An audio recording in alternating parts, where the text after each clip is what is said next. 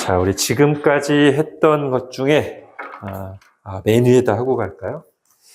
자, 맨 처음 원시 역사.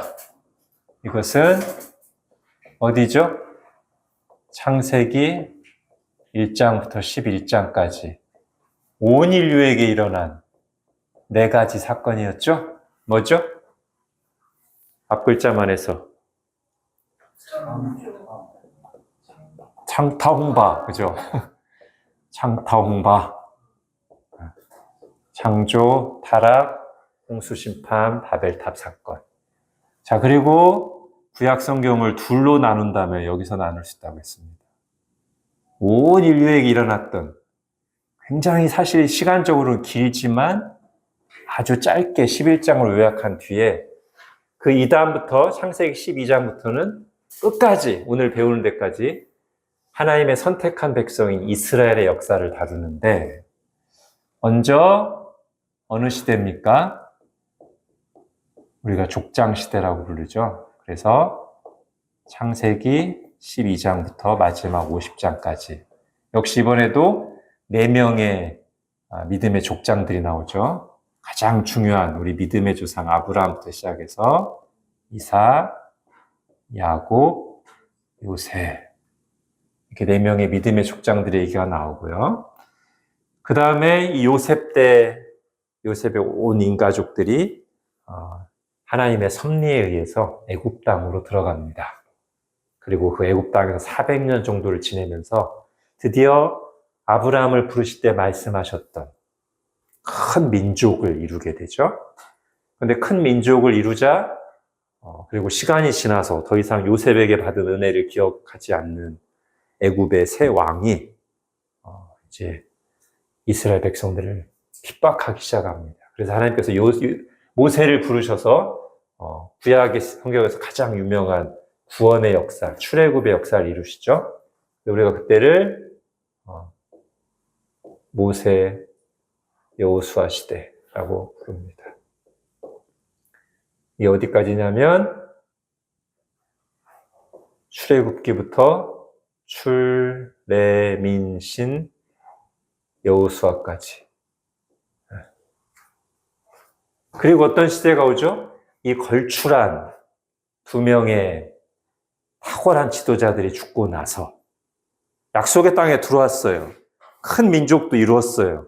모든 게 다 성취된 것 같은데 그러면 정말 아름답고 좋은 시대가 와야 될 것 같은데 사실은 구약시대의 가장 어두운 시대 중에 하나인 사사시대가 도래합니다.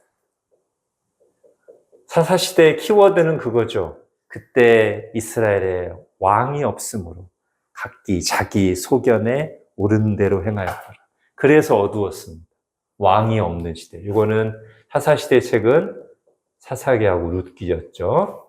사사기가 사사시대의 어두움을 잘 보여준다면, 이스라엘의 실패를 잘 보여준다면, 룻기는 바로 그 어두운 시대에서도 하나님이 어떻게 보이지 않게 섭리하고 계시며 이 사사시대가 고대하고 있는 그 왕, 누구죠? 다윗, 그죠? 그 왕을 하나님께서 준비하고 계시는가를 아주 잔잔한 시골 마을의 러브 스토리를 통해서 보여주고 있는 책이 룻기였습니다. 그리고 드디어 사사시대가 고대하던 왕이 오죠. 그래서 어떤 시대가 오냐면 왕국 시대가 옵니다. 먼저 어떤 왕국 시대가 와요? 통일왕국 시대가 오죠, 그죠? 이거를 한꺼번에 정리할게요, 그냥. 먼저 통일왕국 시대.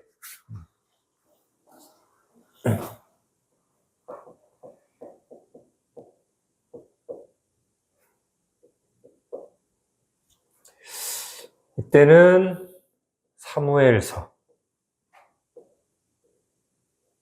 그리고 열왕기, 역대기가 이때부터 조금씩 들어가기 시작하죠.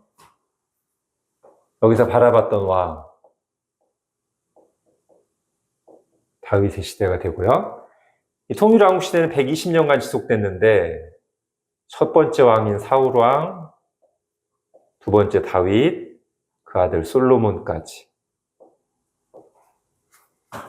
그리고 바로 이 다윗 솔로몬 시대가 제가 예표적으로 모형적으로 구약시대의 정점이면서 하나님 나라의 어떤 모형을 보여주는 왕국이라고 했습니다. 이후에는 더 이상 이런 시대는 오지 않고요.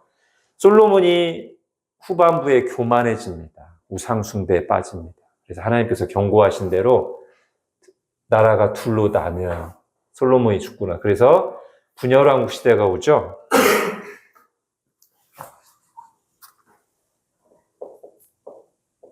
분열왕국 시대가 옵니다. 분열왕국 시대는 북쪽의 이스라엘, 우리가 보통 북이스라엘이라고 부르는, 그리고 남쪽의 유다, 다윗의 혈통을 이어간 다윗 왕조가 남유다입니다. 자, 북이스라엘이 언제 망하죠? 계속 일단 스코어 잘 한번 기억하고 있는지 봅시다.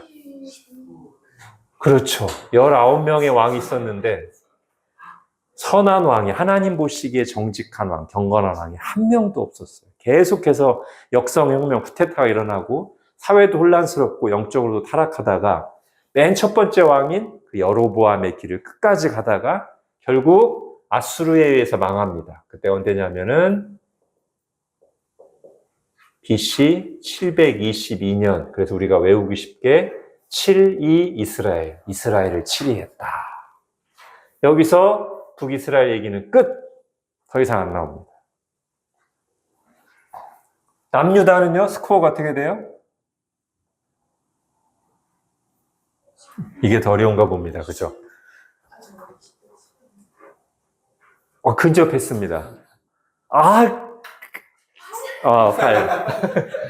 8. 그렇죠. 자, 거의 절반에 가까운 20명의 왕들 중에 그래도 8명의 경건한 왕들이 있었어요.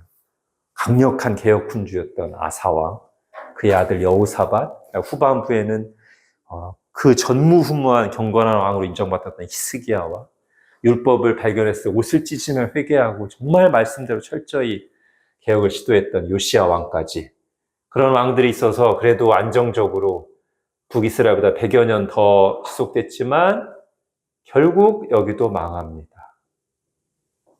그게 언제냐면 다 팔렸다. 바벨론에 의해서 다 팔려갔어요. 586년에 망했습니다. 자, 여기까지 했어요, 지난주. 이제 마지막 두 시대가 남았습니다.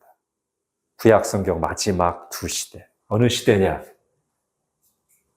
망했는데 아수르처럼 그냥 막 뿔뿔이 흩어진 게 아니라 고스란히 포로로 끌고 가요. 그래서 포로 시대가 있고요. 70년간의 포로 시대를 마치고 나서 하나님께서 선지자들에게 약속하신 대로 놀랍게 포로에서 그대로 돌아옵니다. 포로 귀환 시대. 자, 이러면 이게 구약성경 전체예요. 이 중에서 오늘 볼 것은 바로 이 두 시대입니다. 포로 시대와 포로 귀환 시대입니다. 자, 요거를 여기는 제가 책을 안 했군요. 복잡하니까 여러 역사서와 여러 책들이 여기 있어요. 선지서가 다 빼고 오늘 볼 책들을 한번 살펴볼게요. 여러분 성경 색인을 보십시오.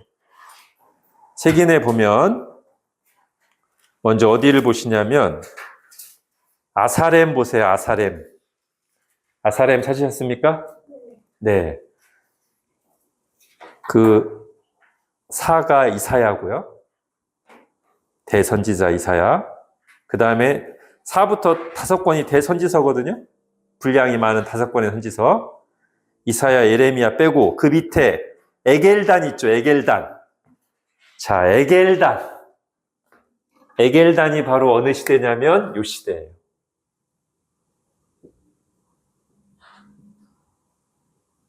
에겔단이 포로 시대입니다. 자, 이게 대선지서니까 앞에 있었고, 이제 소선지서, 그 뒤에 나오는 쭉 호요람, 오뵐미, 나합스, 학생말이 다 소선지서인데, 그 소선지서의 마지막 세 권 뭐죠? 학승말. 네, 학승말. 그러니까 대선지서의 뒤에 세 권, 소선지서의 마지막 세 권. 이렇게 보시면 돼요. 앞에 대선지서의 마지막 세 권은 포로 시대고, 예레미야가 에스겔, 다니엘, 그 다음에 학개, 스가랴, 말라기는 포로 귀환 시대 선지자고, 아직 우리가 안 한 책이 세 권이 있습니다. 역사서의 마지막 책. 역사서가 어디냐면 왕대스 보세요. 왕대스. 왕이 열왕기, 대가 역대기. 요거 많이 했죠? 열왕기, 역대기. 거기까지는 우리가 했어요. 그 뒤에 나오는 마지막 세 권이 역사서 마지막 권입니다. 스느에. 스느에도 어느 시대냐면 포로 귀환 시대예요.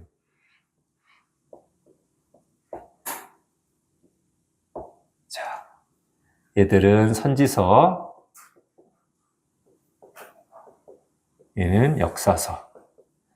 자, 이렇게 볼 겁니다. 이게 이제 우리가 오늘 살펴볼 책들이에요. 에겔단, 스느의 학승말. 자, 근데 먼저 잠깐 생각하고 갈 게 있는데, 여기서 멸망이 586년이라고 했잖아요. BC 586년. 아, 그럼 이때부터 포로 시대가 시작되나 보다. 이건 그냥 대략적인 흐름을 이렇게 한 거고요. 사실은 포로 시대는 요거보다 조금 일찍부터 시작해요. 언제냐면 605년부터 시작됩니다. 그럼 우리가 이렇게 질문할 수 있어요. 왜 586년에 망해서 포로로 끌려갔다면서 그 이전에 한 20년 전쯤인 605년부터 포로 시대가 시작되지? 예, 그게 이제 뒤에 보면 도표에도 나오는데, 우리나라도 1910년에 그 한일 합병이 돼서 그때부터 완전히 국권이 상실되지만, 사실은 막 고 10년, 20년 전 어간부터 사실상 일제 지배를 받잖아요. 즉 586년에는 더 이상 왕이 세워지지 않고 나라가 완전히 망한 거예요. 성전이 파괴되고 예루살렘 파괴되고 왕은 끊겼어요. 그 전 한 20년 동안은 나라가 완전히 망하지 않았고 유다 왕이 있긴 있어요. 근데 이미 605년 정도부터 바벨론이 다 쳐들어와가지고 포위하고, 그때 벌써 첫 번째 포로를 끌고 가요. 포로가 1차, 2차, 3차에서 끌려가거든요. 605년에 첫 번째 포로가 끌려가요. 이때 포로로 끌려간 대표적인 사람이 누구냐? 다니엘입니다. 그 다음에 또 한 8년쯤 있다가 BC 597년 또는 8년경에 두 번째 포로를 또 잡아갑니다. 자, 이 2차 포로 때 잡혀간 사람이 누구냐? 에스겔입니다. 그리고 3차 포로가 언제예요? 이제 마지막 멸망할 때 586년에 3차 포로를 끌고 가요. 이때는 뭐 모든 사람이 다 끌려가죠. 자, 그래서 대략적으로 살펴볼 때는 멸망하고 포로 시대, 포로 귀환 시대라고 말하지만, 정확히 포로 시대를 언제부터 보냐면 605년부터 본단 말이죠. 이때부터 한 70년쯤 지나고 나면 포로 귀환할 때가 와요. 536년경에.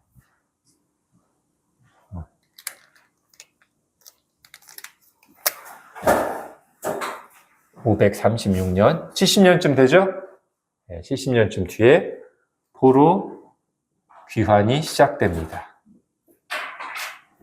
물론 포로 귀환도 한꺼번에 오는 게 아니고 몇 번에 나뉘어서 와요. 자, 대략 이런 흐름을 생각하시면서 이제 보도록 하겠습니다. 자, 먼저 오늘 이제 포로 시대를 먼저 할 거고, 포로 시대를 좀 비중 있게 다룰 거예요. 자, 포로 시대에 쓰여진 책들, 포로 시대에 선포된 말씀, 어조가 어떨 것 같아요? 나라가 망했고 포로 생활을 하고 있어요. 이때 선포된 말씀들이 대략 어떤 느낌일까요?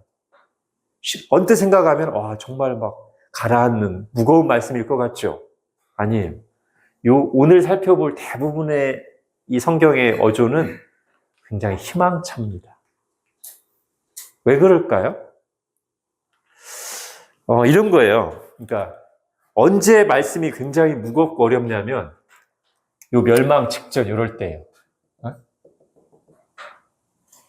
즉, 요 정도에서는 치료 과정으로 비유하면 이런 거예요. 병들어 나쁜 행실을 반복하고 있어요. 그러면 경고를 하죠.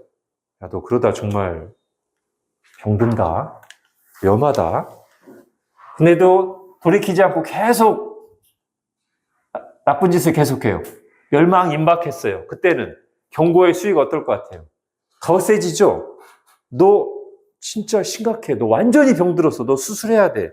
너 지금 진짜 죽는다 이러다가 이게 이제 마지막 그 멸망이 다가오기 전에 선지자들의 메시지의 어조가 주로 그랬다면 실제로 딱 수술 들어갔어요.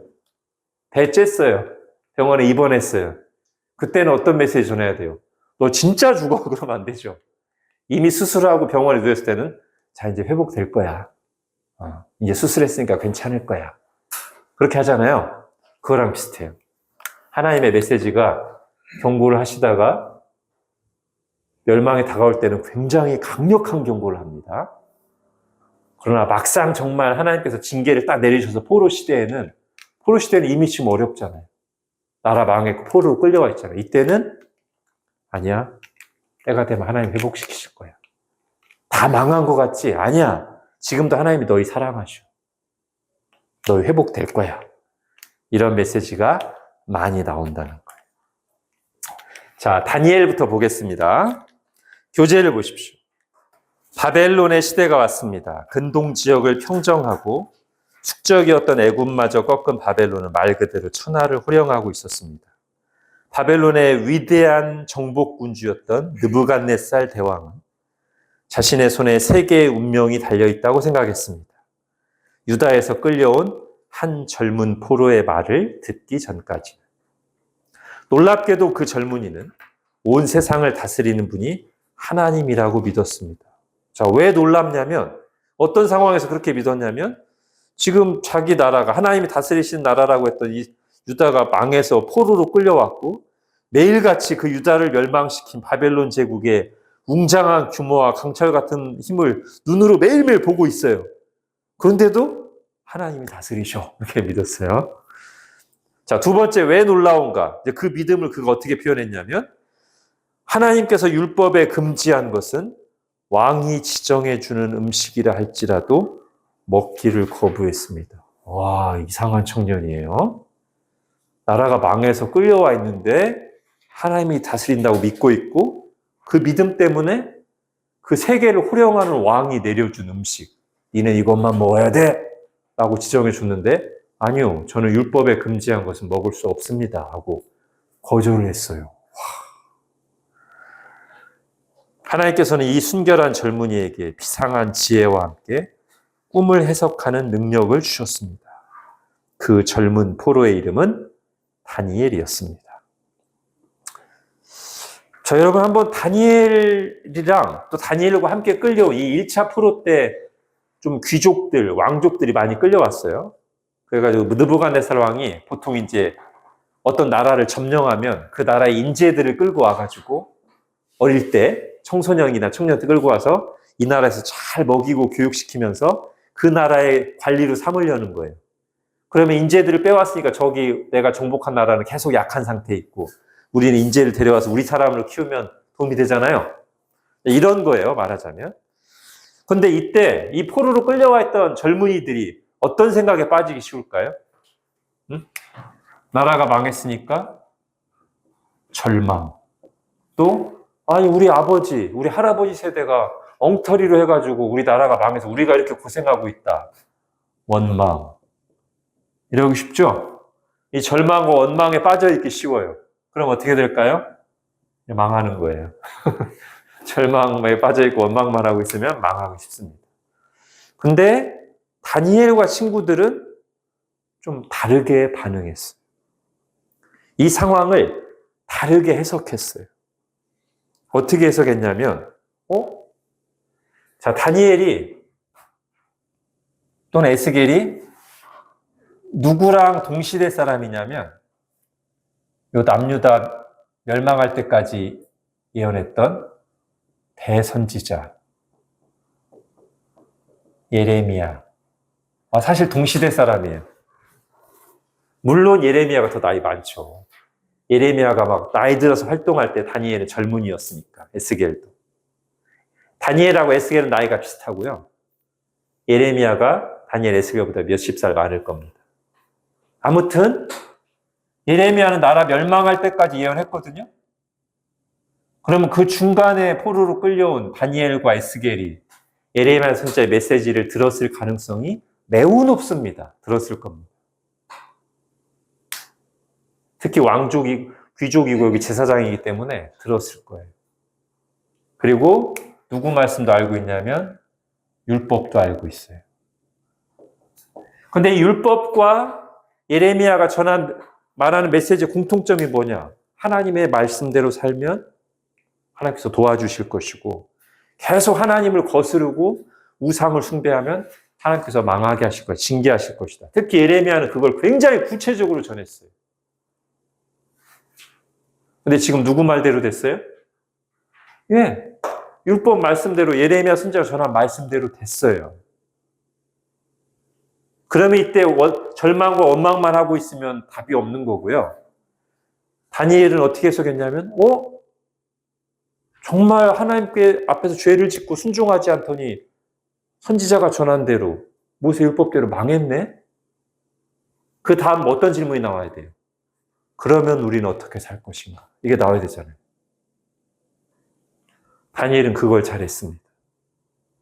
하나님의 말씀을 가지고 역사와 지금 현실을 해석하고 그러면 우리는 포로로 끌려와 있는 말씀대로 살지 않아서 망해서 포로로 끌려와 있는 우리는 어떻게 해야 될까? 여기서 또 에라 원망하고 절망하고 또 말씀을 어그려서 막 죄 가운데 살아요? 더 망하지. 그러면 안 되겠다. 우리는 그러면 안 되겠다. 이제 여기서 우리가 말씀대로 살지 않아서 문제가 생겼으니 여기서 우리가 말씀대로 살면 하나님 도와주시지 않겠는가. 그렇게 살았어.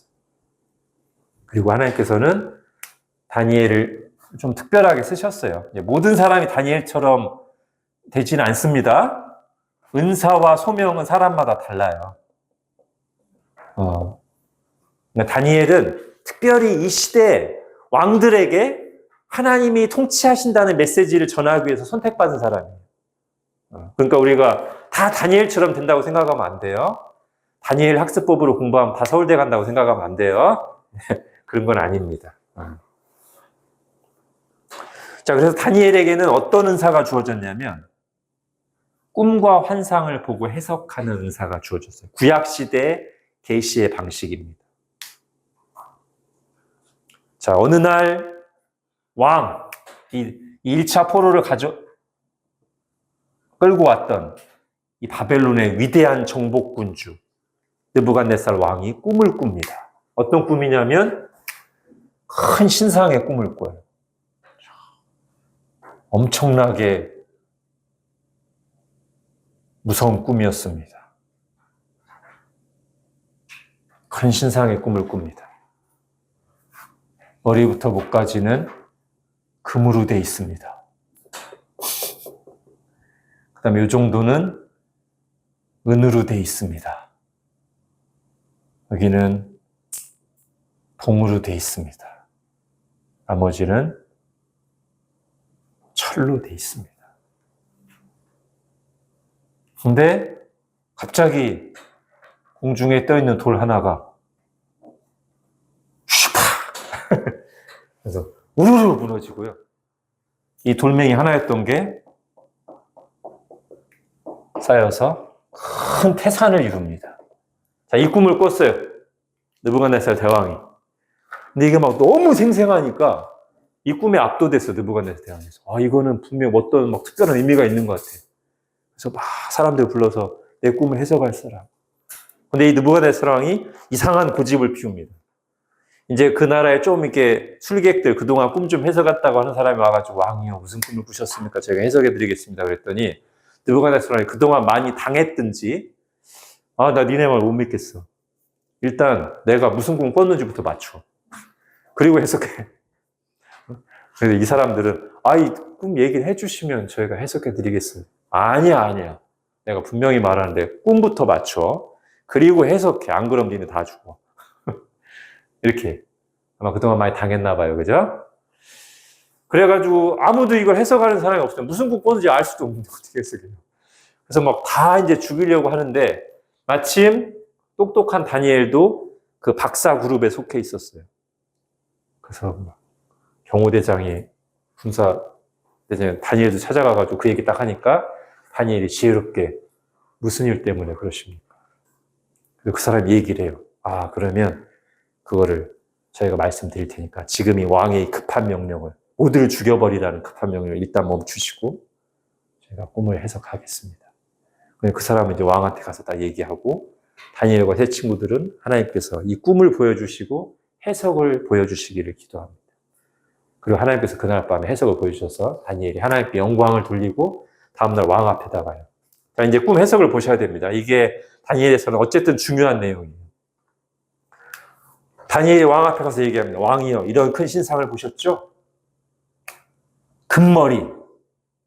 누구냐면 바로 당신입니다. 지금 온 세상을 호령하고 있는 당신, 그리고 또는 당신이 다스리고 있는, 지금 온 세상을 제패하고 있는 바벨론을 말하는 것입니다. 그러나 왕께서 보셨듯이 그 뒤에 다른 또 강력한 나라가 일어납니다. 잘 보세요. 아직 지금 다니엘, 느부갓네살 왕의 시대입니다. 아직 바벨론도 초창기예요. 그리고 이 꿈을 해석할 시점이 이 시점이에요. 느부갓네살 왕 때. 그런데 하나님은 그 이후에 제국의 역사를 미리 다 보여주십니다. 이 은이 누구냐면 메대와 바사. 우리는 좀 쉽게 페르시아라고 하죠. 그 이후에 왕보다 다른 나라가 옵니다. 역시 그 나라도 엄청난 제국이에요. 그 뒤에는 또 다른 나라가 와요. 어디죠? 헬라입니다. 알렉산더 대왕이 헬라 제국이 옵니다. 그 뒤에는 강철 같은 나라, 그 앞에 새 제국보다 훨씬 더 강력한 나라가 옵니다. 어디입니까? 로마가 옵니다. 물론 이 이름을 해석해 주진 않았어요. 다니엘이. 자, 나중에는 그리고 여기까지 해야죠. 그런데 왕이요, 꿈에 보니까 공중에 떠있는 조그만 돌 하나가 와서 하니까 이게 다 무너져 내리고 바람에 보니까 흔적도 없이 사라졌죠. 세상 나라들은 다 그럴 겁니다. 지금은 온 세상을 제패할 것 같은, 그렇죠? 다 없어져 버릴 것입니다. 그리고 바로 이 나라, 로마 시대가 통치할 때 나타난 이 작은 돌 하나가 크게 쌓여서 영원한 나라가 될 것입니다. 이게 무슨 나라예요? 예수님이 오셔서 성취될 하나님 나라를 보여주는 겁니다. 예수님이 로마 시대에 오잖아요. 그죠? 자, 그런데 이거는 느부갓네살 왕의 꿈이고요. 나중에 이제 다니엘서 뒷부분에 가면 이번엔 다니엘이 환상을 봤습니다. 네 짐승의 환상을 봐요. 그런데 그 네 짐승이 바로 이 네 나라와 똑같습니다. 한 번 더 보여주시는 거예요. 먼저 사자의 몸에 독수리의 날개를 가진 엄청난 권세를 가진 나라가 있어요. 어딜까요? 바벨론이라고 보시면 돼요. 그 다음에 곰 같은 나라가 와요. 입에 막 세 개의 갈빗대를 물고 있어. 페르시아 제국인데, 페르시아 제국이 그때 바벨론을 비롯해서 애굽하고 리디아라고 해서 그 당시에 강력한 세 나라를 다 이기고 세계를 제패하거든요. 그걸 이제 이 환상으로 보여주는 거예요. 곰이 입에다 세 갈빗대를 물고 있는. 그 다음에는 엄청나게 빠른 동물, 뭐죠? 표범에다가 날개가 4개가 달려있어. 머리도 4개야. 어디요? 헬라. 여러분, 알렉산더 대왕이 젊은 나이에 굉장히 빠른 속도로 진격에 진격을 거듭해서 페르시아에 다 이기고 대제국을 건설하잖아요. 마치 그걸 보여주기라도 하듯 표범에 날개까지 달려있는 아주 잽싸고 날렵한. 근데 머리가 4개고 날개가 4개예요. 이거 뭐 여러분 역사를 아시는 분 좀 아실 겁니다. 알렉산더에게 4명의 아주 신복들, 장군들이 있었어요. 그들이 페르시아 땅을 점령할 때는 누구보다도 힘이 되는 이 날개 같은 장수들이었지만 알렉산더가 30대 금방 죽잖아요. 나라를 막 쫙 키워놨는데 갑자기 죽어요. 그 뒤에는 이 4명의 장수가 나라를 4분할해서 나눠 가집니다. 마치 그걸 보여주듯이 머리가 4개. 그리고 그 뒤에 뭐라고 설명하기 어려운 무시무시한 이전의 동물들보다 훨씬 무섭게 보이는 짐승이 하나 나옵니다. 이거랑 비슷하죠, 그죠? 금은동보다 강력한 철, 여기도 앞에 나오는 동물보다 강력한 동물, 로마죠. 그러니까 아직 바벨론이 통치하고 있을 때 하나님께서 이런 계시를 보여주셨고 역사는 그 이후에 이대로 진행됐습니다, 실제로. 자, 여기서도 이것만 보여주고 끝난 게 아니라 이런 짐승들이 통치하는 나라의 시대에 인자 같은 이가 구름을 타고 와서 하나님께 이 세상의 통치권을 받는, 그걸 딱 보여줘요. 요거랑 똑같은 거죠, 그죠? 인자 같은, 예수님이 자기를 가리켜서 뭐라고 많이 말씀하시냐면 인자가, 이러네. 사람의 아들이란 뜻이에요. 그러니까 세상 나라는 짐승들 같은 성격을 가지고 있어요. 또는 세상 통치자들은 약육강식, 죽임으로써 쟁취하는. 근데 원래 하나님께서 의도하신 하나님 나라는 인간이 통치하는 나라예요. 언제부터? 창세기 1장에 하나님께서 하나님의 형상으로 누구를 만드셨어요? 인간을 만드시고 생육하고 번성하여 땅에 충만하라, 정복하라, 다스리라. 누가 다스려요? 인간이. 하나님의 뜻대로. 그럼 그 나라가 어떤 나라? 하나님의 나라. 아담이 그걸 실패했어요. 죄를 져서. 그래서 다시 사람의 인자로, 인간으로 예수님이 오셔서, 물론 그분은 본질이 하나님이시지만 하나님 나라를 성취하신다는 거. 이 그림을 이렇게 보여줬어요. 자, 이런 것들을 보면서 이제 중요한 걸 여러분 이제 보셔야 됩니다. 느부갓네살 왕을 비롯한 이 다니엘서에서 나오는 저 바벨론과 메데 바사의 왕들이 고백을 잘 봐야 돼요. 그게 사실 다니엘서에서 가장 중요한 메시지입니다. 여러분, 다니엘서 먼저 2장을 보십시오. 1235페이지 구약성경.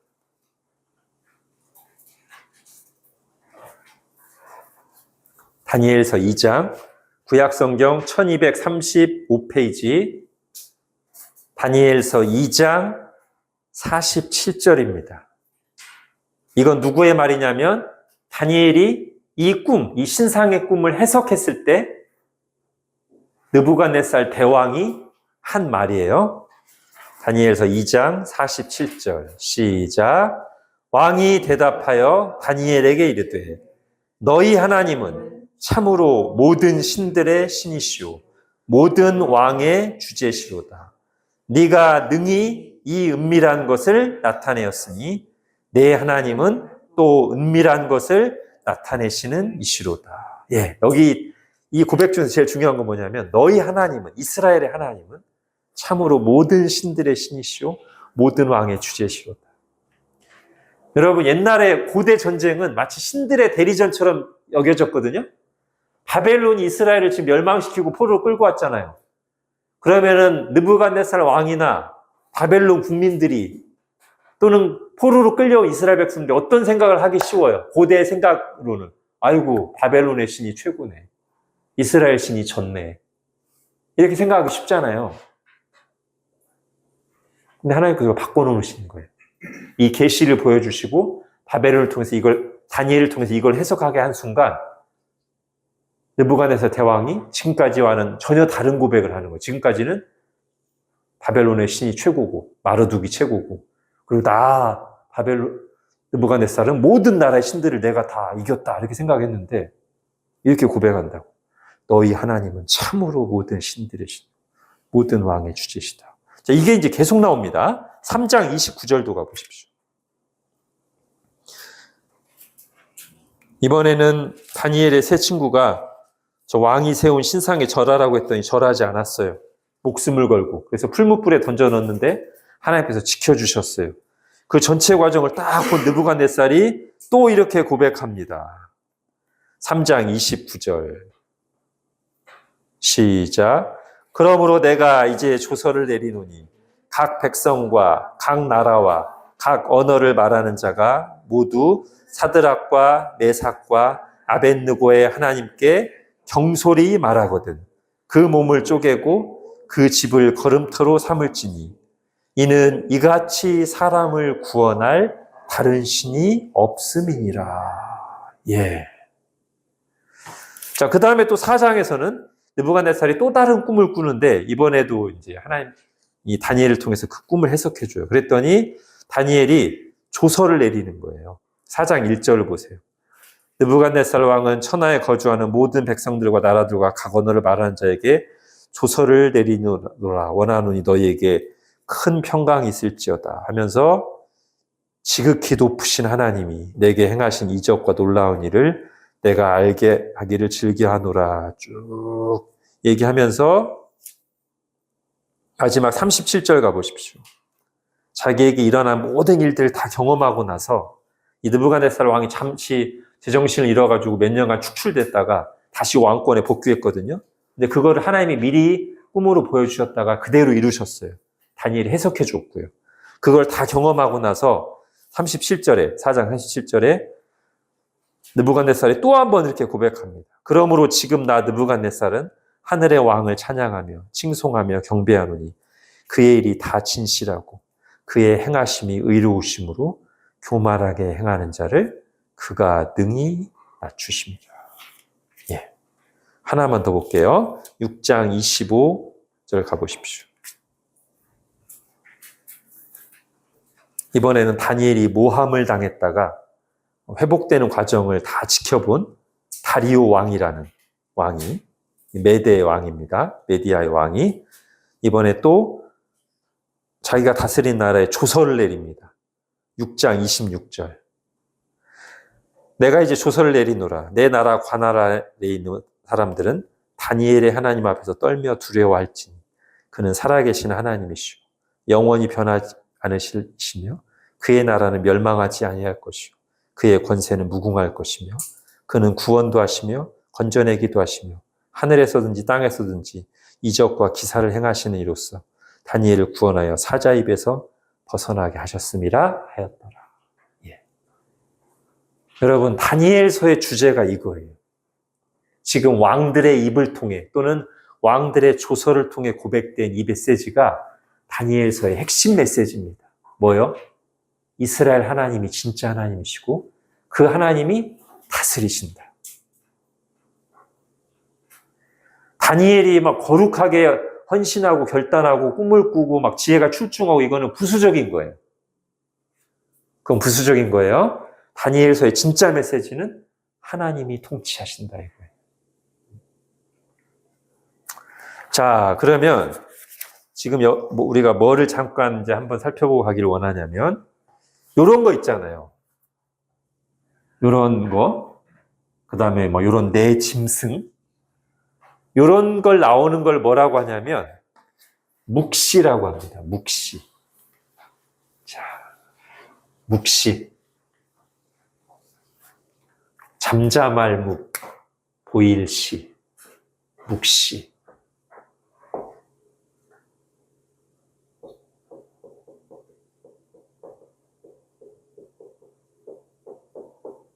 아포칼립스. 영화 제목을 혹시 들어보셨는지 모르겠네요. 보통 막 종말 얘기하고 이럴 때 나오는 말이 아포칼립스인데 원래 뜻은 묵시입니다. 그러면 묵시가 뭐냐? 일단 쉽게 말하면 지금 이런 거예요. 뭐 하늘에 막 우주적인 환상, 막 용과 막 짐승들이 나오고 이해할 수 없는 상징들을 통해서 메시지를 전하는 건데, 자, 묵시가 뭔지 여러분 오늘 잘 이해하고 가시면 좋겠어요. 자, 먼저 하나님께서 비유랑 같이 보면 좋은데, 비유와 묵시. 예수님이 비유를 많이 들어서 말씀하시죠. 비유는 뭘까요? 비유나 묵시나 해석이 들어가야만 알 수 있다는 점에서는 비슷해요. 예수님이 땅에 씨 뿌리는 비유를 말씀하시니까 사람들이 못 알아들어. 제자들이 와가지고 예수님 아까 말씀하신 씨 뿌리는 비유가 무슨 뜻이에요? 그랬더니 예수님이 그 비유를 풀어주시거든요. 그러니까 풀어줘야 해석을 해야 뜻을 정확히 알 수 있다는 점에서는 비유와 묵시가 같은데 결정적인 차이가 있습니다. 아주 중요한 차이 뭐냐면 비유는 지금 하나님 나라 비유가 많잖아요. 거기서 보듯이 영적인 진리를 또는 하늘의 일을 하나님 나라 비유잖아요. 요거를 비유로 할 때 뭐로 보여줘요? 씨 뿌리는 비유, 고기 잡는 비유, 겨자씨 비유, 뭘? 일상의 비유로. 다시 말하면 땅의 일로 풀어내는 게 뭐다? 비유다. 묵시는 그 반대라고 보시면 돼요. 묵시는 거꾸로 일상, 우리 현실에서 우리가 겪는 일, 현실의 일을 뭘로 보여주냐면 하늘의 환상으로 보여줘요. 이게 묵시예요. 자, 목적이 다릅니다. 목적이 뭐냐면 주님께서 왜 하나님 나라는 겨자씨와 같아. 처음에는 겨자씨가 조그맣잖아. 근데 나중에는 막 점점 커서 큰 나무가 돼. 요 비유를 들어주신 이유가 뭐예요? 하나님 나라가 역사 속에서 어떻게 진행되는지를 아주 우리 일상의 비유를 통해서 알아듣기 쉽게. 그죠? 비유는 설명이에요. 이해하기 쉽게 하는 게 비유의 목적이에요. 영적인 진리를, 눈에 보이지 않는 영적 진리를, 하나님 나라의 비밀을 우리가 알아듣기 쉽게 설명하는 거예요. 그러니까 만약에 우리 주님의 비유의 말씀 우리가 잘 경청해서 들었다면 우리에게는 어떤 효과가 있냐면 하나님 나라가 그런 거구나. 영적인 진리가 그런 거구나. 이런 효과가 있는 거예요. 그게 비유의 목적이라면. 묵시의 목적은 뭘까요? 자, 지금 여기 책 중에서 이런 게 묵시책이거든요. 그리고 요한계시록, 신약에서는 요한계시록. 자, 이 묵시가 주어진 시대의 공통점을 보세요. 포로 시대, 포로 귀환 시대. 나라가 망한 시대예요. 요한계시록을 쓸 때는 로마의 박해가 아주 막 극에 달해서 지금 굉장히 위태로운 시대예요. 다 현실이 어두울 때. 현실이 어두울 때 주로 묵시가 주어져요. 자, 그러면 이 묵시의 의도는 뭐냐? 현실을 보면 저런 막 황제들이 교회를 막 짓밟고 이런 시대에 우리가 기도하고 모여서 예배하고 신앙을 지키는 게 의미가 있나? 다 죽어나갈 거 아닌가? 이렇게 생각하기 쉽잖아요, 현실을. 그 현실을 하늘의 환상으로 보여주는 거예요. 하늘의 환상으로 보여주면 우리가 기도하는 게 요한계시록에서 어떻게 표현됐냐면 하늘에 하나님 보좌 앞에 금대접이 있어. 그게 성도의 기도래. 그래서 막 그 환상에 보면 막 향이 막 올라가. 그럼 하나님께서 그 대접을 가지고 땅에다 딱 쏟으면 땅에서 막 번개와 우레와 지진이 일어나.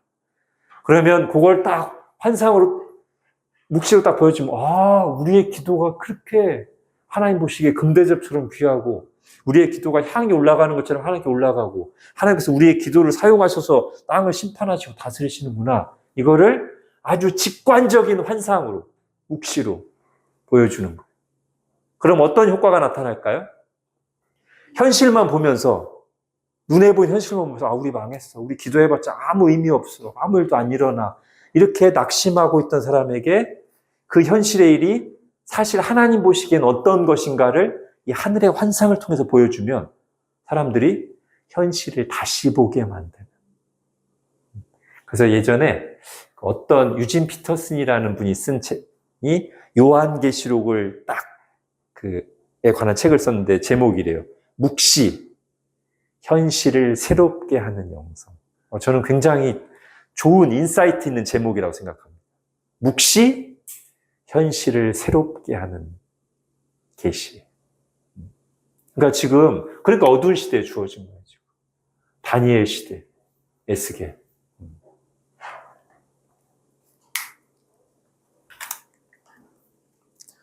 자, 그래서 다니엘은 앞부분은 다니엘과 친구들의 그런 이야기, 왕들과 이야기. 뒷부분 7장 이후로는 정말 막 이해할 수 없는 묵시들이 막 쭉 나와요. 메시지는 똑같아요. 지금 이 현실을 보면 바벨론이 온 세상을 통치하는 것 같지? 포로로 끌려가 있는 이스라엘 백성들 소망이 없는 것 같지? 아니야. 하나님이 다스리셔. 그거를 왕들과의 일화를 통해서도 보여주고 묵시를 통해서도 보여주는 게 다니엘서다. 아시고요. 자, 바벨론의 궁정에 다니엘이 있었다면 포로들이 거주하는 마을에는 에스겔이 있었습니다. 에스겔은 원래 제사장 가문의 사람이에요. 제사장이 됐어야 돼. 만약에 고국에 있었고 성전이 파괴되지 않았다면. 근데 포로로 끌려왔어요. 보통 제사장은 30세부터 제사장 일을 시작하는데 30세가 딱 됐어요. 에스겔이 어떤 마음일까요? 나라가 망하지 않았다면 내가 예루살렘에 있는 성전에서 제사장으로서 하나님께 거룩한 제사를 드렸을 텐데. 그런 생각에 막 이렇게 마음이 울적할 때 아니겠어요? 그죠? 근데 바로 그 30세 되던 해 하나님께서 환상으로 에스겔에게 나타나십니다. 거기 보면 막 이상한 환상이 나타나요. 이해하기 힘든 환상이. 근데 그 환상은 결론부터 말씀드리자면 움직이는 성소입니다. 바퀴도 나오고 막 날아가는 스럽들도 나오는데 결국 모양을 잘 보면 예루살렘 성전 지성소 안에 있는 그 성소의 모습이에요. 그러니까 지금 이스라엘 백성들이 예루살렘이 아니라 바벨론의 포로로 끌려와 있잖아요. 하나님께서 뭘 보여주시는 거예요? 나는 너희와 함께 있다는 걸 보여주시는 거예요. 움직이는 성소의 환상을 보여줘서 나 예루살렘에 있는 게 아니라 지금 움직이는 성소를 가지고 너희와 함께 있어 라는 걸 보여주는 걸로 일단 시작됩니다. 그리고 다니엘은 왕궁의 정치인이었잖아요. 정치인. 그러니까 이렇게 나라들에 대한 환상을 많이 보여주셨다면 이 사람 제사장이라고 했잖아요. 그러니까 성전 환상이 에스겔에 보여주는 환상의 주된 흐름입니다. 자, 먼저 하나님께서 에스겔에게 이 환상을 보여주세요. 초반에. 자, 여기 연도를 잘 보십시오. 에스겔이 아까 2차 포로로 끌려왔다고 했죠. 598년에. 아직 성전이 파괴됐어요? 안 파괴됐어요? 아직 안 파괴돼요. 성전이 이때 파괴돼요? 586년 멸망할 때. 그러니까 처음 끌려와서 한 5년쯤 있다가 하나님께서 환상을 보여주시는데 그때는 아직 성전이 파괴되지 않았을 때예요. 근데 그때 어떤 환상을 보여주시냐면 성전이 딱 있는데 에스겔을 딱 들어가지고 예루살렘 성전으로 데려가는 환상을 보여주세요. 그리고 예루살렘 성전에 일어나는 실상들을 딱 보여주시는데 가관입니다. 자, 대충 이런 내용이 있어요. 성전 곳곳에서 역겨운 일들이 벌어집니다. 일단 북쪽 입구에 우상들이 막 서 있어요. 성전에. 그리고 성소 안쪽 벽에는 혐오스러운 짐승들과 우상들이 그려져 있어요. 그리고 이스라엘의 장로들이 그 우상이 그려진 벽 앞에서 낄낄거리면서 분향하고 있어요. 그 다음에 성전 입구에서는 여자들이 막 울고 있어. 그런데 하나님을 생각하면서 우는 게 아니라 바벨론의 신 담무스를 생각하면서 울고 있어. 그 다음에 또 성전 뜰에 가보니까 25명의 사람들이 성전을 딱 뒤로 등지고 태양신을 향해서 경배하고 있어요. 하나님 이런 환상을 보여주십니다. 이런 성전을 하나님 그냥 놔두셔야 될까요? 이름만 여호와의 성전이라고 하지 사실은 온갖 우상 숭배가 드글드글하는 그 성전을 하나님이 놔두셔야 되겠네요. 자, 그 우상 숭배하는 장면을 보여주신 뒤에 하나님 그 다음 보여준 환상은 뭐냐면 아까 그 이동 성전이 있죠. 하나님의 영광이 성전을 떠나는 모습을 보여줘요. 그리고 얼마 후 에스겔은 고국에서 들여온 소식을 듣습니다. 예루살렘 성전이 철저하게 파괴됐다는 소식을 들어요. 얼마나 슬펐을까요, 에스겔이? 그리고서 이제 에스겔이 여러 가지 환상을 가지고 예언한 다음에 에스겔 후반부에 가면 다시 하나님이 환상을 보여주십니다. 성전 환상. 뭐죠? 아까 성전을 떠났다고 했잖아요. 처음 환상에서. 하나님의 영광이. 마지막 성전 환상에서는 하나님의 영광이 성전으로 돌아옵니다. 그리고 성전이 이전보다 훨씬 더 크고 아름다운 모습으로 다 건축되어 있습니다. 그리고는 그 성전에서부터 물이 흘러나오기 시작해요. 처음에는 발목까지, 그 다음에 무릎까지, 그 다음에 배, 나중에는 온몸이 잠길 만큼 성전에서부터 흘러나온 물이 온 세상을 다 덮어가요. 근데 죽어있던 땅들이 살아나기 시작해요. 그리고 막 그 옆에는 막 생명나무들이 막 자라요. 어디선가 본 이미지죠. 응? 물이 흘러나와서 사방을 적시고 옆에 막 생명나무가 있어. 여러분 창세기 2장 가볼게요. 이 이미지가 하나님이 보여주신 이 환상의 이미지가 에덴 동산의 이미지와 많이 흡사합니다. 창세기 2장 10절부터 보십시오. 9절부터 볼까요? 여호와 하나님이 그 땅에서 보기에 아름답고 먹기에 좋은 나무가 나게 하시니 동산 가운데에는 생명나무와 선악을 알게 하는 나무도 있더라. 강이 에덴에서 흘러나와 동산을 적시고 거기서부터 갈라져 네 근원이 되었으니 첫째 이름은 비손강이라 금이 있는 하윌라 온 땅에 들렸고 등등 쭉 가서 이렇게 에덴에서부터 강이 흘러나와 온 땅을 적셨다. 그러니까 여러분 여기서 우리가 뭘 생각할 수 있냐면 지금 에스겔에 보여주신 이 마지막 환상 하나님의 영광이 성전에서 돌아오고 성전이 아름답게 재건되는 것 이게 단지 이스라엘의 포로로 끌려간 이스라엘의 회복을 말하는 수준에서 끝이는 게 아니고 그 그림을 자세히 보니까 이 성전에서부터 물이 흘러나와서 온 땅을 적시고 막 생명나무가 곳곳에 자라나요. 창세기 2장의 에덴 동산의 모습을 보여줌으로써 지금 하나님께서는 에스겔에게 어디까지 보여주냐면 남유다가 포로지에서 돌아와서 건물 성전을 재건하는 것을 넘어서 장차 예수님이 오셔서 예루살렘과 온 유대와 사마리아와 땅끝까지 복음이 전파돼서 모든 민족이 구원받고 에덴 동산과 같은 새하늘과 새 땅이 회복되는 것까지를 보여주시는 거다. 이 비전을 보여주신 거예요. 그리고 이게 다시 요한계시록에 가보십시오. 똑같은 묵시의 책인 요한계시록.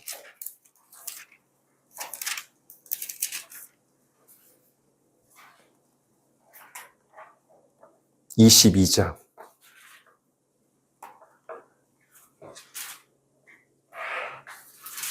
요한계시록 22장 신약성경 맨 마지막 책 요한계시록 22장 1절부터 보십시오. 이게 지금 마지막 새하늘과 새 땅을 보여주는 장면인데 또 그가 수정같이 맑은 생명수의 강을 내게 보이니 하나님과 및 어린 양의 보좌로부터 나와서 길 가운데로 흐르더라. 강 좌우에 생명나무가 있어 12가지 열매를 맺되 달마다 그 열매를 맺고 그 나무 잎사귀들은 만국을 치료하기 위하여 있더라. 어떻습니까? 에스겔서의 마지막 환상과 매우 비슷하고 이것 역시 에덴 동산의 이미지를 가져다 쓰고 있습니다. 이게 이제 마지막 새하늘과 새 땅의 모습이에요. 이것을 이미 에스겔 선지자에게 하나님께서 보여주셨고 그리고 이 계획은 이미 창세기에부터 나타나고 있었다.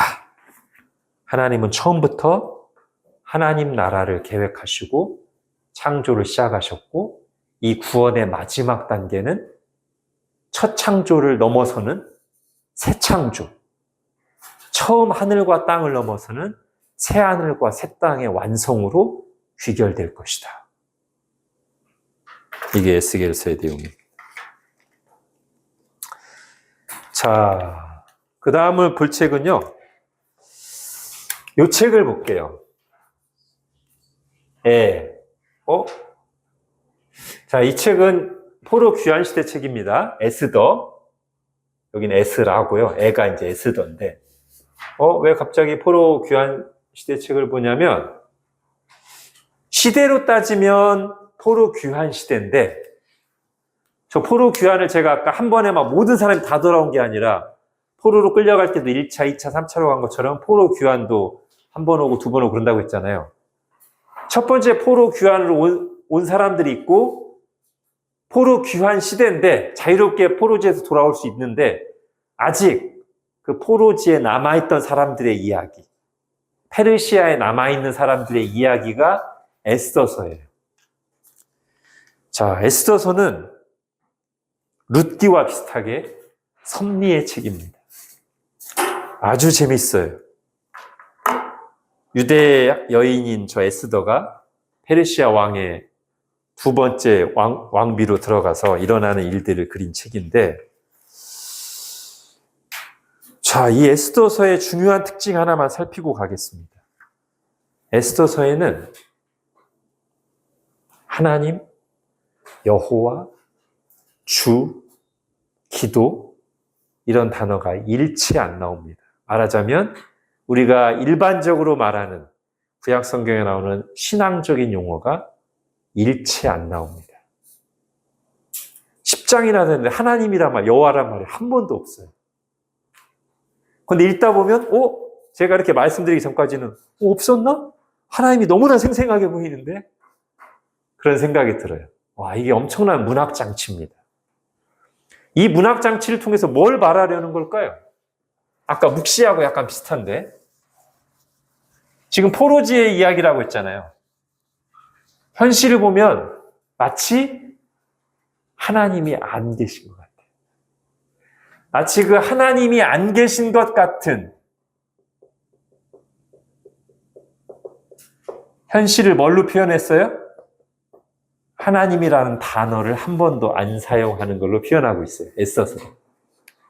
그런데 에스더를 쭉 읽다 보면 하나님이란 이름, 하나님이 구체적으로 뭘 하시는지가 안 나오지만 분명히 하나님이 섭리하고 계신다는 게 너무나 생생하게 드러나요. 그게 바로 포로 시대, 포로 귀환 시대의 그들의 상황이라는 거예요. 하나님이 안 계신 것 같지만, 그래서 나라가 망했고 포로지에 끌려와 있지만 사실 잘 보면 하나님이 이 상황에서 지금 섭리하고 계시, 일하고 계시고, 그리고 지금 이게 우리에게도 너무나 와닿죠. 우리도 주일을 딱 지나고 일주일간 세상에서 살다 보면 하나님이란 말 듣기 어렵잖아요. 여러분이 말하지 않는 한, 여러분 회사에서 주변 친구들을 통해서 하나님이란 말 듣기 아마 쉽지 않을 겁니다. 그게 우리가 살아가는 현실이에요. 그러나 그 현실도 바로 그 현실 속에서 하나님께서 일하고 계시고 섭리하고 계신다는 것을 너무나 잘 보여주는지. 그래서 저는 이 에스더를 볼 때 삼국지에 나오는 시 하나가 생각납니다. 삼국지에 보면 이런 내용이 있어요. 조조가 죽고 나서 조조의 세 아들이 있는데 보통 첫 번째 아들에게 왕위가 돌아가잖아요. 근데 세 번째 아들이 조식이라는 아들이 있어요. 근데 너무 문장이 뛰어나요. 글을 잘 써요. 그리고 조조도 원래 글을 잘 쓴 사람이기 때문에 이 셋째 아들을 굉장히 사랑했습니다. 그러니까 첫째 아들 조비가 늘 막 불안불안했어요. 이러다 아버지가 첫째인 내가 아니고 셋째한테 왕이 물려주는 거 아닌가 하고 늘 막 조마조마했단 말이에요. 그러다가 이제 결국은 어쨌든 조비가 왕이 됐어요. 그러면 셋째 조식을 어떻게 할 것 같으세요, 여러분? 죽이고 싶겠죠, 그죠? 옛날 왕들은 다 그랬잖아요. 왕자들 중에서 누가 왕이 됐는데 특히 거스르는 동생들을 뭐 다 죽이잖아요. 조식은 자기를 계속 불안불안하게 했던, 그리고 나름 막 세력도 있는 그러니까 조식을 불러가지고 야, 네가 그렇게 글을 잘 짓는다고? 야, 네가 그렇게 글을 잘 지으면은 내가 시제를 하나 딱 줄 테니까 뭐 길게 생각할 필요 있어? 7걸음을 떼기 전에 시를 딱 쳐라. 조건이 있다. 자, 지금 너와 나의 관계, 내가 형이고 너 아우지, 너와 내가 이렇게 불편한 관계에 있지. 이런 단어는 하나도 들어가면 안 돼. 형이란 말, 아우란 말, 가족이란 말, 이런 말 하나도 들어가지 않으면서 지금의 우리의 관계를 바로 지금 시로 쳐봐. 7걸음 떼기 전까지. 이게 별명이 칠보시예요, 칠보시. 조식이 7걸음 뗄 필요 있겠습니까? 바로 시를 짓겠습니다. 제가 읊어보겠습니다. 콩깍지를 태워 콩을 볶누나 소 속에 콩은 울고 있다. 본래 한 뿌리에서 자라났거늘 어찌 이리도 급히 볶아대는가. 이게 지금 형과 아우라는 말을 쓰지 않고 가족이라는 말을 쓰지 않으면서 형이 자기를 너무나 박해하고 죽이려고 한다는 것을 그 시로 딱 표현한 거예요. 삼국지에 보면 적어도 이 시를 듣는 순간은 조비도 눈물을 흘렸다는 말이 있는데 그것까지 모르겠습니다. 근데 하여튼 저는 읽을 때 굉장히 감명 깊게 봤는데 에스더를 볼 때 딱 나타나요. 어때요? 지금 형과 아우 가족이란 말이 안 들어가 있지만 그렇기 때문에 더 어떤 면에서 막 와닿잖아요. 에스더서가 그렇단 말이에요. 하나님, 여호와, 막 기도 이런 말 일치 안 들어가지만 그렇기 때문에 더 오히려 하나님이 안 보이는 것 같은 세상 속에서 하나님이 섭리하신다는 걸 우리에게 와닿게 해주는 책, 에스더. 자, 여러분, 포로된 땅에서 희망 마지막 부분 보십시오.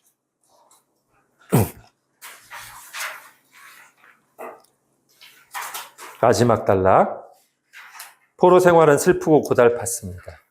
하나님께서 내리시는 징계의 잔을 마시는 것은 결코 쉽지 않았습니다. 그러나 그곳 포로된 땅에도 희망이 있었습니다. 하나님께서 함께 하시며 그들을 돌보신다는 사실을 여러 가지로 확인시켜 주셨습니다. 말씀을 통해 구원과 회복을 약속하셨기 때문입니다. 징계를 받고 있는 지금도 그들은 하나님의 백성이며 징계의 기간이 끝날 때 그들은 하나님의 구원과 영광을 보게 될 것입니다.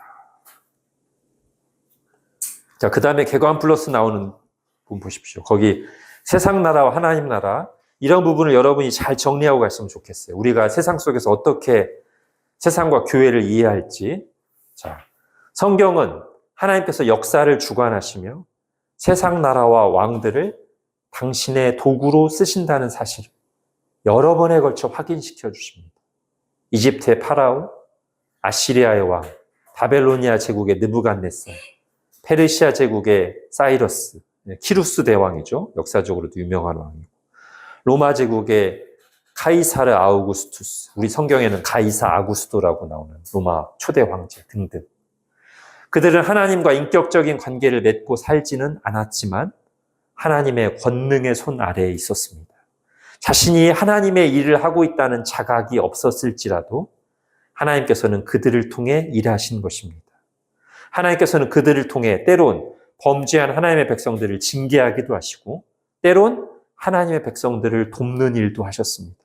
즉 느부갓네살 대왕을 통해서 유다를 망하게 하고 포로로 끌고 가기도 하시고 페르시아의 키루스 대왕을 통해서는 유다 백성들을 포로지에서 자기 나라로 돌아가서 성전을 짓게 돕기도 하셨단 말이에요. 제국의 왕들이 일으키는 전쟁이나 여러 가지 정책들이 보이지 않게 하나님의 뜻을 이루는 도구로 사용되었던 것입니다. 요셉과 다니엘 등은 바로 그 세상 나라 안에서 정치인으로 활동하면서 하나님 나라를 추구하는 삶을 살았습니다. 그러나 다니엘이 해석한 느부갓네살의 꿈이나 다니엘 자신이 본 환상에서 알 수 있듯이 아까 제가 말씀드린 신상의 꿈 그리고 내 짐승의 환상에서 알 수 있듯이 세상 나라들은 영원하지 않으며 잠시 있다가 사라질 뿐입니다. 하나님의 도구로서는 존중받아야 하지만 다른 말로 하면 우리가 세상 정부, 세상 권위들도 우리가 기본적으로는 존중하는 태도를 가져야 된다는 거예요. 그리스도인이 신자들이 세상 법이나 정부 질서 이런 걸 함부로 생각하면 안 된다는 겁니다. 하나님이 세우신 권력이라고 쓰시는 도구라고 생각해야 돼요. 존중받아야 하지만 그러나 우리가 목표로 삼고 추구해야 할 나라는 아니라는 것입니다. 이 세상 나라가 우리의 근본적으로 추구하는 나라는 아니에요. 우리가 소망하고 추구할 나라는 하나님 나라입니다. 오직 그 나라만이 하나님께서 인정하시는 영원한 나라입니다. 하나님께서는 그 나라를 우리에게 주시기를 기뻐하십니다. 자, 그럼 이걸 제가 도표로 이렇게 정리해 볼게요. 하나님의 통치 영역. 자, 하나님이 왕으로서 통치하시는데 먼저 하나님의 백성. 구약에서는 이스라엘이고 오늘날 교회죠. 백성만 통치하는가? 아니요. 모든 세상, 나라, 더 나아가 우주 만물을 통치하십니다. 근데 제가 지금 이걸 그어놓은 이유가 있어요. 여러분 이 그림 기억하시죠?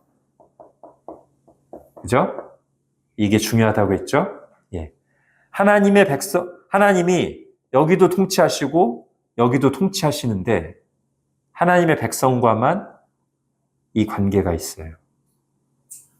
특별한 관계가. 즉 모두 다 다스리시지만 하나님의 백성을 특별하게 대하신다는 뜻입니다. 이들은 아까도 말했지만 하나님의 다스림을 받지만 하나님의 다스림을 받는다는 자각이 없어요. 때론 이 세상 나라가 하나님의 뜻을 이루는 도구로 사용돼요.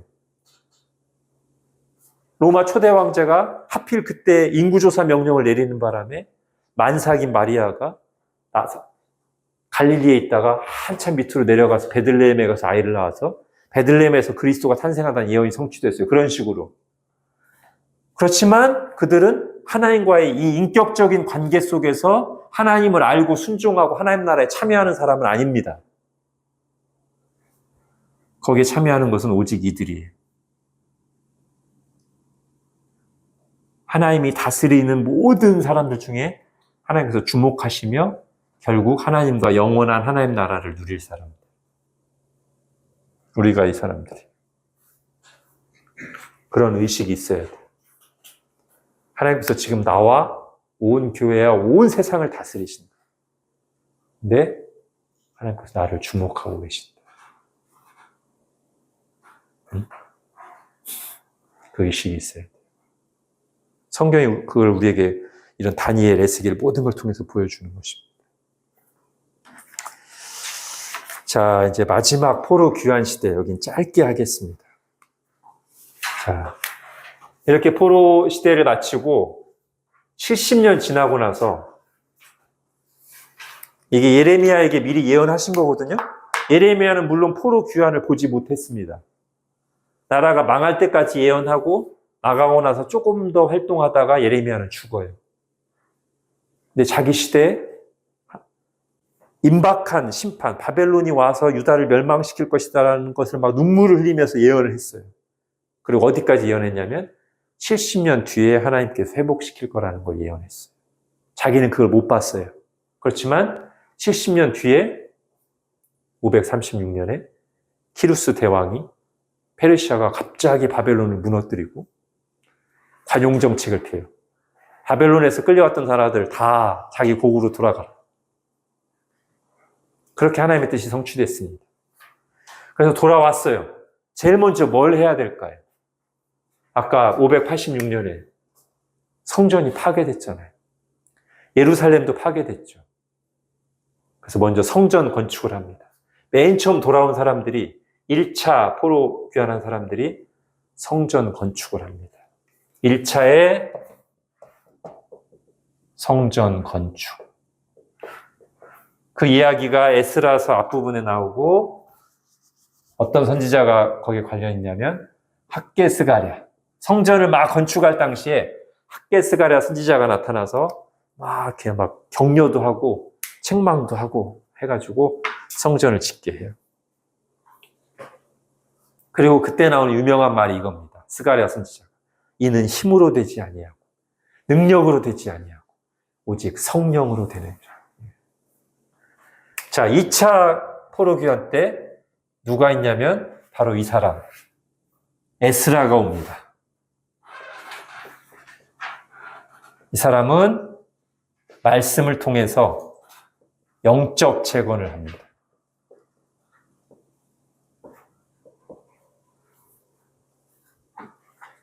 영적으로도 재건돼야 되죠, 그죠? 포로지에서 돌아와서 사는 것은 끝이 아니에요. 그 다음에 다시 얼마 뒤 3차 때 이 사람이 옵니다. 느헤미야. 자, 에스라는 제사장이고요. 느헤미야는 정치인이에요. 항상 이 조합이 있어요. 다니엘과 에스겔 비슷하게. 자, 에스라와 느헤미야. 에스라는 제사장, 말씀을 가르치는 사람. 느헤미야는 총독으로 와요. 정치인으로 와요. 그래서 이 사람은 뭘 하냐? 마지막으로 무너진 예루살렘 성을 재건합니다. 자, 이 매번 성전을 건축할 때나 영적 재건할 때나 성을 재건할 때 반대하는 무리들이 있어요. 근데 반대하는 모습이 거의 항상 두 가지로 나타나요. 뭘까요? 하나는 외부의 방해꾼들이. 그 지역에 이미 살고 있던 터줏대감들이 갑자기 이스라엘 백성들이 돌아와서 막 성전도 짓고 성벽도 짓고 하니까 막 경계해요. 막 반대하기도 하고 막 협박하기도 해요. 또 어떤 장애물이 있을까요? 이스라엘 백성들 자신. 포로지에 돌아왔는데 편히 살고 싶은 거예요. 적당하게. 개혁보다는. 이건 우리 얘기이기도 하죠, 그죠? 네. 정말 힘들 때는 하나님 도와주세요 하고 막 하지만 어느 정도 다 되면 이제 누가 개혁의 방해물이냐면 우리 자신이 개혁의 방해물. 어느 정도까지만 이거는 건들지 마세요. 분명히 말씀에 어긋나는 부분이 있지만 이건 놔두시 내 마음대로 게으르고. 자, 그 두 가지와 싸우면서 계속 영적 재건 운동이 일어납니다.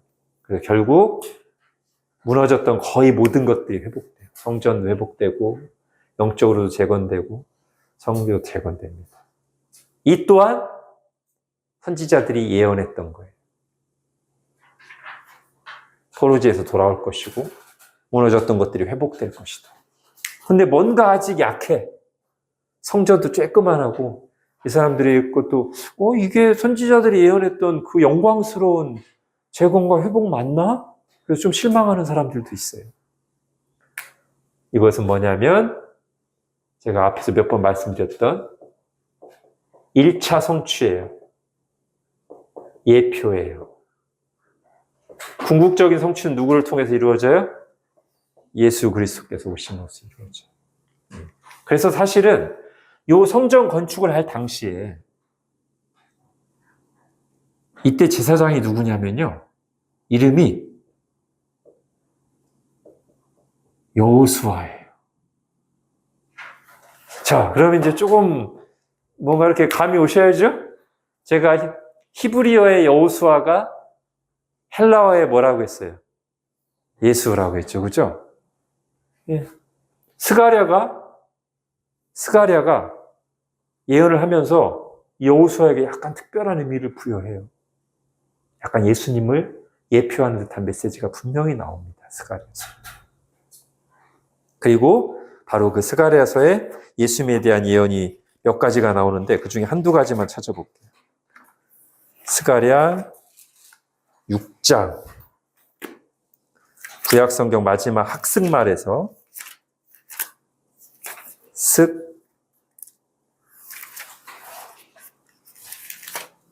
스가랴 6장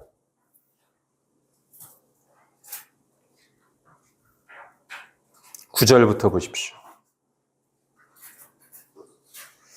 이게 이제 여호수아에 대한 얘기인데 여호와의 말씀이 구약성경 1317페이지 스가랴 6장 9절부터 여호와의 말씀이 내게 임하여 이르시되 사로잡힌 자 가운데 바벨론에서부터 돌아온 헬데와 도비야와 여다야가 스바니의 아들 요시아의 집에 들어갔더니 너는 이날에 그 집에 들어가서 그들에게 받되 은과 금을 받아 면류관을 만들어 여호사닥의 아들 대제사장 여호수아의 머리에 씌우고. 저 갑자기 제사장 여호수아에게 면류관을 씌우라고 하고 왕처럼 말하여 이르기를 만군의 여호와께서 이같이 말씀하시되 보라 싹이라 이름하는 사람이 자기 곳에서 돋아나서 여호와의 전을 건축하리라. 그가 여호와의 전을 건축하고 영광을 얻고 그 자리에 앉아서 다스릴 것이며 또 제사장이 자기 자리에 있으리니 이 둘 사이에 평화의 의논이 있으리라. 자, 어때요? 뭐 아주 선명하게는 아니지만 갑자기 여호수아 얘기하면서 제사장인데 머리에 왕처럼 관을 씌우라고 하고 그가 성전을 건축하고 영광을 얻고 다스릴 것이다. 예, 뭐 예수님에 관련된 내용이 많이 나오죠. 자, 9장에 가보십시오. 여기는 우리에게 좀 더 친숙한 예수님에 대한 예언이 나옵니다. 9장 9절 10절 시온에 따라 크게 기뻐할지어다. 예루살렘에 따라 즐거이 부를지어다. 보라 내 왕이 내게 임하시나니 그는 공의로우시며 구원을 베푸시며 겸손하여서 나귀를 타시나니 나귀의 작은 것 곧 나귀 새끼니라. 내가 에브라임의 병거와 예루살렘의 말을 끊겠고 전쟁하는 활도 끊으리니 그가 이방 사람에게 화평을 전할 것이요 그의 통치는 바다에서 바다까지 이르고 유브라데 강에서 땅끝까지 이르리라. 예, 예루살렘에 임할 어떤 왕, 구원을 베풀 왕인데 나귀를 타고 입성하고 그의 통치는 예루살렘에부터 시작해서 땅끝까지 이른다. 이거 누구 얘기예요? 그냥 예수님 얘기죠. 그죠? 자, 이런 식으로. 자, 그래서 하나님의 때가 되자 모든 예언이 일단 1차적으로 성취됐습니다.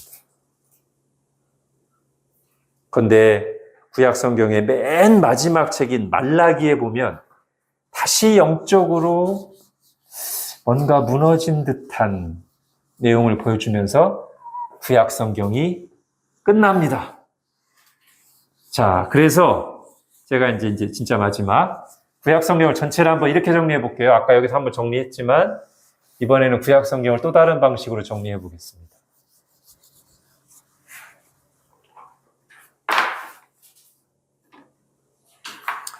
자, 하나님께서 창조하시죠.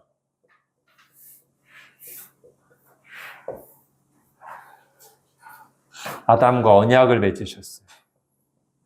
선악과 계명으로 대표되는 언약. 그런데 무슨 일이 일어나요? 언약을 어기고 죄를 지고 타락합니다. 하나님께서 홍수 심판을 내리시지만 그 뒤에도 정신 차리지 못한 인간들은 바벨탑을 쌓으며 하나님께 온 인류가 대적합니다. 자, 하나님께서 아브라함을 통해서 다시 새 역사를 시작하시죠. 아브라함을 부르십니다. 역시 아브라함과도 언약을 맺으시죠. 그 뒤에 출애굽과 광야 생활을 거칩니다. 그래서 여호수아 때 가나안 땅을 들어가지만 자, 하나님께서 큰 민족도 이루시고 땅도 들어가게 하셨는데 가나안 땅에 들어가서 어떤 시대가 오냐면 그때 이스라엘의 왕이 없음으로라고 보여지는 어두운 사사시대가 이어집니다. 다시 하나님께서 저 어둠을 해결할 사사시대가 고대했던 왕을 일으키시죠. 다윗입니다. 다윗 하면 또 유명한 다윗 언약이 있죠. 그런데요, 다윗과 솔로몬을 거쳐서 잠시 영광스러운 나라가 이루어지는가 했지만 그 뒤에 나라가 분열되죠. 북이스라엘도 망하고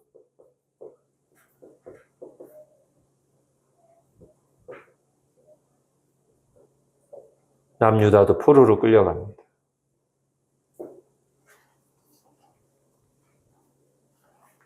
다시 하나님께서 약속을 성취하셔서 포로지에서 귀환합니다. 그래서 재건과 개혁이 일어나죠. 다시 말라기에 보면 다시 타락합니다. 이게 구약 성경의 패턴이에요. 어떤 패턴입니까? 이 앞부분을 보세요. 하나님이 새로운 일을 시작하십니다. 하나님의 선한 시작.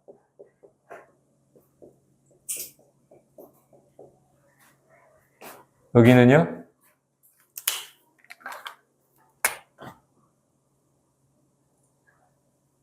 인간의 죄와 실패. 이게 계속 반복돼요. 그리고 그렇게 끝나요. 그래서 구약으로만 끝나면 우리는 소망이 없어요. 그런데 이 모든 곳곳에서 여자의 후손이며 아브라함의 후손이요 다윗의 후손이 누가 오세요? 예수 그리스도. 여기뿐만 아니라 곳곳에서 예수 그리스도를 예표하고 예언하는 수많은 예언과 예표들이 있어요. 그분이 오셔야만 하나님 나라가 성취됩니다. 그 성취된 오신 그리스도와 성취된 하나님 나라 이야기가 뭐예요?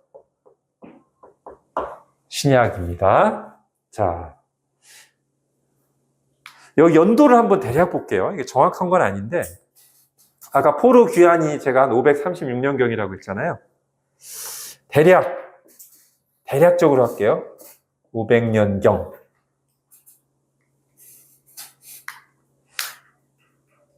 다윗은 제가 언제 한번 말씀드렸는데 다윗이 대략 몇 년경 사람이다.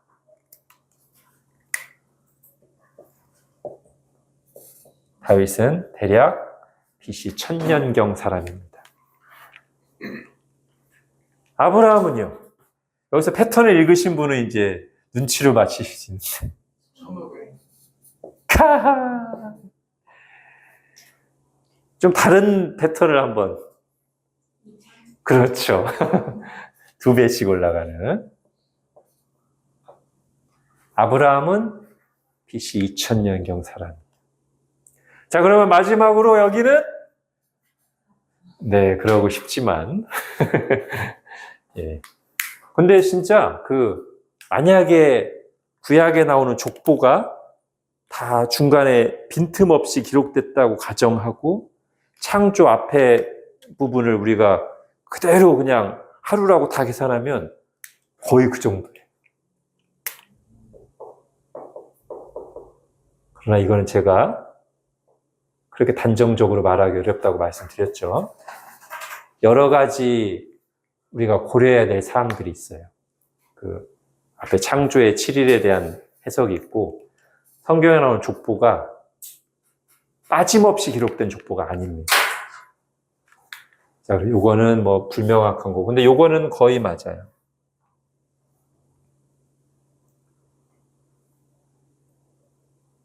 자, 하나님이 선하게 시작했지만 인간이 죄와 실패를 반복하지만 그러나 결국 누구 뜻이 이루어지느냐? 하나님의 뜻이 이루어집니다. 즉 구약은 왜 우리에게 율법만이 아닌 은혜가 필요한가를 긴 역사 속에서 반복해서 보여주고 있다 말할 수 있습니다. 만약에 하나님께서 우리에게 바른 길만 명령하셨으면 우리는 소망이 없습니다. 계속 우리는 망치거든요. 죄인임에도 불구하고 하나님께서 주권적으로 선택하시고 은혜를 베푸셔서 하나님이 계획하신 것을 이루셔야 우리에게 소망이 있습니다. 지금도 그렇지 않나요? 지금도 한국 교계의 상황을 보면 부정적으로 생각하는 사람 많거든요. 저도 현실만 볼 때는 그렇게 생각할 때가 있어요. 근데 여기에 소망이 있습니다. 아니야. 하나님께서 이루실 거야. 구약 때도 늘 인간이 망쳐놓는 것 같지만 다시 하나님께서 계획하시고 그러면서 계속 말씀하신 바를 때가 되자 성취하신 하나님이 이루실 거예요. 여기에 우리의 소망이 있습니다. 자, 여기까지 구약기관을 마쳤습니다. 질문 있으시면 질문하시고요. 자, 여름에 쉬었다가 9월에 이제 2학기가 시작되는데 9월에 신약개관을 개설하려고 합니다. 저는 1학기 때 구약개관을 들으셨던 분들은 신약개관까지 꼭 들으셨으면 좋겠습니다. 그래야 완성이 됩니다. 네, 마쳤습니다. 제가 기도하고 마치겠습니다. 하나님 감사합니다. 2개월여간에 걸쳐서 3개월에 걸쳐서 구약 전체 숲을 살필 수 있게 해주셔서 감사합니다.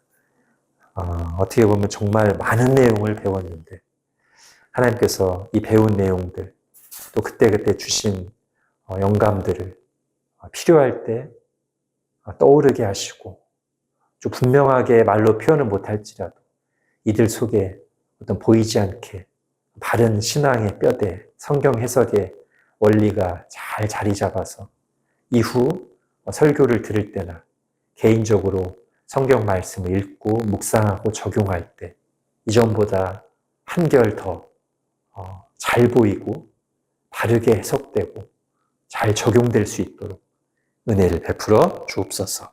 예수님의 이름으로 기도합니다. 아멘.